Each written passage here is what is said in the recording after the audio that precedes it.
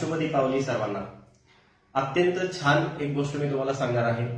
आपल्या आयुष्यामध्ये बरेच लोक येतात आणि जातात, पण काही लोक लक्षात राहतात. का लक्षात राहतात? त्यांच्यामधलं काहीतरी क्वालिटी असते जी आपल्याला आवडते. अशी कोणती क्वालिटी असते जी आपल्याला त्यांची आवडते आणि ते कायम स्मरणात राहतं.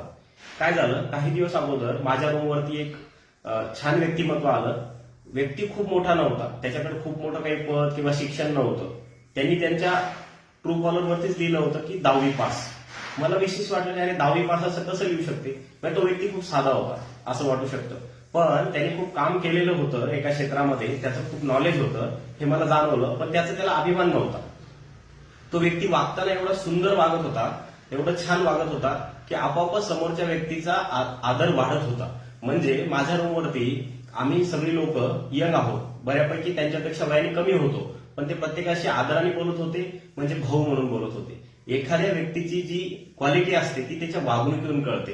आपण एखाद्या व्यक्तीला त्याच्या पदावरून, पोझिशनवरून, पैशावरून, श्रीमंतीवरून जर गिनत असू तर तो एक वेगळा भाग आहे, पण ते लक्षात राहत नाही. एखाद्या व्यक्तीच्या वागणुकीवरून तो व्यक्ती लक्षात राहतो. म्हणजे काय, आपल्यामध्ये जो नम्रपणा असतो, नम्र भाव असतो, तो इतरांवर प्रभाव पाडून जातो. म्हणजे काय, in a gentle way you can shake the world असं गांधीजींनी म्हटलंय.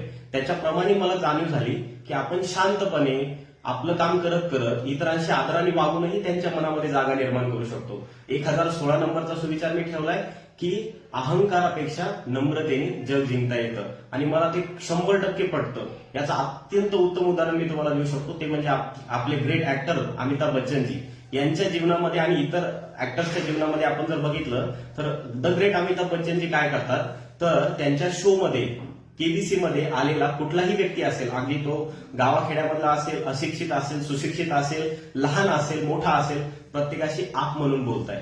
म्हणजे काय, तर त्यामुळे त्या व्यक्तीची रिस्पेक्ट वाढते आणि जो व्यक्ती बोलतोय त्याचीही रिस्पेक्ट वाढते.